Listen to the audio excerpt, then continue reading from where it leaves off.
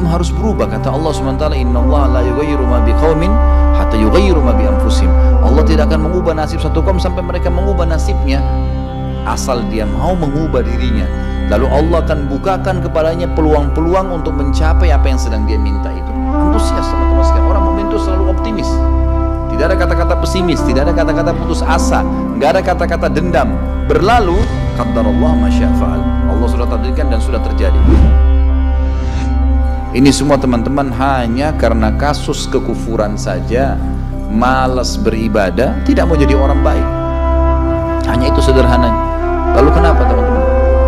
Apapun was-was syaitan yang mengatakan orang beriman itu susah, itu bohong semuanya. Demi Allah orang beriman itu bahagia, tenang, bisa mendapatkan semua dunia. Allah janjikan, tidak mungkin salah. Kita melihat orang-orang yang tinggal di Timur Tengah, Allah berikan kekayaan. Banyak orang di Indonesia juga, orang di Asia Tenggara yang memang beriman sama Allah banyak. Saya berjalan dengan orang-orang yang pergi umroh, pergi haji, banyak orang mampu. Banyak orang mampu dan mereka hidup bahagia, bisa. Ya. Jadi bukan berarti kalau kita lagi sulit kemudian kita menganggap oh ini berarti saya disiksa sama Allah tuh memang hukuman. Tidak. Antum harus berubah. Kata Allah SWT, innallaha la yughayyiru ma biqaumin hatta yughayyiru ma bi anfusihim. Allah tidak akan mengubah nasib satu kaum sampai mereka mengubah nasibnya. Maksud daripada ayat ini adalah, kata sebagian ulama, kalau seseorang muslim dia memohon, merengek, mengadu sama Tuhannya dan meminta apapun sampai dia minta menjadi seorang raja dunia, akan dikabulkan oleh Allah asal dia mau mengubah dirinya. Lalu Allah akan bukakan kepadanya peluang-peluang untuk mencapai apa yang sedang dia minta itu. Dan Allah sebaliknya akan mencukupkan kebutuhan seorang hamba kalau dia mengatakan cukuplah saya begini. Misal ada orang bekerja, dia dikasih sama Allah gaji, dia dapat gaji 2 juta, dimudahkan, dia diterima kerja seterusnya. Lalu dia mengatakan cukuplah seperti ini, keluarga saya biaya 1,5 juta sudah cukup, alhamdulillah, udah nggak masalah. Allah cukupkan dia dengan itu. Tapi kalau ada orang tamak dengan rahmat Allah, enggak, saya mau begini, saya mau begitu, saya mau berusaha, lalu merengek minta kepada Allah, Allah akan kasih, tapi prosesnya ada. Karena kita di dunia ada proses. Makanya Umar bin Abdul Aziz rahimahullah mengatakan, sungguh saya ini memiliki pribadi yang tumuh. Tumuh itu orang yang selalu antusias mendapatkan yang terbaik. Beliau waktu jadi masyarakat biasa, beliau minta kepada Allah agar menjadi gubernur Madinah. Dan beliau mengatakan terus saya menggencot doa itu setiap malam sampai Allah kabulkan saya jadi gubernur Madinah. Gitu kan? Kemudian setelah itu saya memiliki antusias yang lebih besar untuk menjadi khalifah dan terus saya berdoa sampai Allah nobatkan jadi khalifah. Padahal Umar bin Abdul Aziz tidak bisa jadi khalifah pada saat itu kalau sesuai dengan jalur keturunan.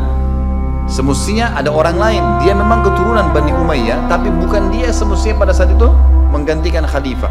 Tapi subhanallah sebelum meninggal khalifah sebelumnya menulis surat bahwasanya yang datang setelah saya adalah Umar bin Abdul Aziz, padahal bukan dia. Makanya setelah Umar bin Aziz meninggal kembali kepada keturunan raja yang pertama. Tapi Allah selipkan dia menjadi khalifah di situ. Dan dia mengatakan saya mendapatkan semua apa yang saya inginkan dengan tumuh saya, dengan antusias saya yang besar, dan saya mohon kepada Tuhan saya sampai Allah kasih. Jadi Allah kasih teman-teman sekalian. Tapi bagaimana kedekatan antum kepada Allah subhanahu wa ta'ala? Bagaimana kita merengeknya dengan Allah? Bagaimana kita memohonnya dengan Allah? Tidak ada yang mustahil. Coba terus minta sampai Allah kasih. Karena setiap seseorang hamba mengucapkan Rabbana atau Allahumma, atau kita mengatakan dalam maksudnya ya Allah, wahai Tuhanku, begitu kita mulai memohon, itu sudah ada garis startnya ucapan kita, ada garis finishnya. Tinggal antum sabar sampai garis finish. Enggak, banyak orang berdoa baru pertengahan sudah berhenti dengan alasan Allah belum kasih. Allah mau lihat ini orang bener nggak, serius nggak. Sama rasionalnya gini, kalau kita kuliah, begitu kita sudah daftar kuliah, sudah ada kan prediksi kita 4 tahun tamat S1 kan? Oh iya, semester 1, semester 2, semester 3, sampai semester 8 misalnya. Ini yang saya tahu pada saat kami S1 di Madinah begitu ya. 1 tahun 2 semester, 1, 2. Tahun kedua 2, 3, dan 4 sampai semester 8 selesai S1. Baik, kita begitu daftar pertama sudah tahu saya akan kuliah 4 tahun nih. Kalau saya lulus selama 4 tahun saya akan lulus menjadi S1. Kita sudah tahu kan. Kalau ada orang baru tingkat 2 sudah berhenti kuliah,